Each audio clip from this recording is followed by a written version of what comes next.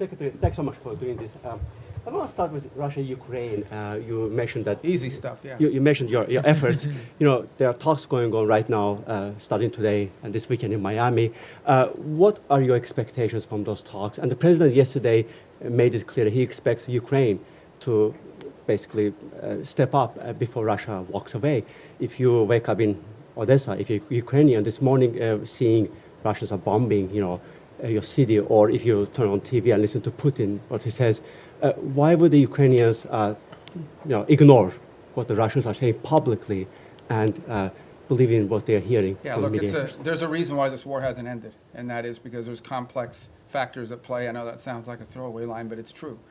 What we have tried to do in this entire process, and let's be clear about this. I mean, the United States is engaged in this. The president says this, and I'll translate what I think he's trying to say to you in all of this, and I think he's been pretty clear about it, is it's not our war. It's a war in another continent. We have equities, we have engagement in this war, but it's not our war per se. But we have been told by everybody, I think everybody would agree, that there's only one nation on earth, there's only one entity on earth that can actually talk to both sides and figure out whether there's a way to end this war peacefully. And that's the United States. And we've invested a lot of time, a lot of energy at the highest levels of our government. I believe President Trump has had more meetings with foreign leaders and others on the war in Ukraine than on any other subject, including trade.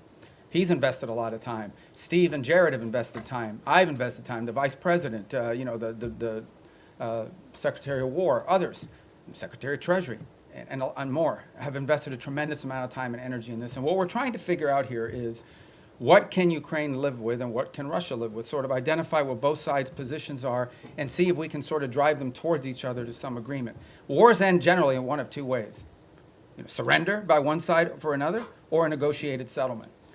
We don't see surrender anytime in the near future by either side, and so only a negotiated settlement gives us the opportunity to end this war. A negotiated settlement requires two things: both sides to get something out of it, and both sides to give something.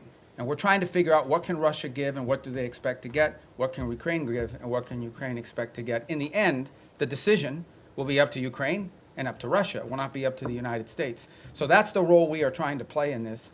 And that's why you see so many meetings going on. This is not about imposing a deal on anybody. It is about determining what both sides expect and need to have and what both sides are prepared to give in return for it, and figuring out whether we can have those two overlap. And of course, that takes a lot of time and a lot of hard work.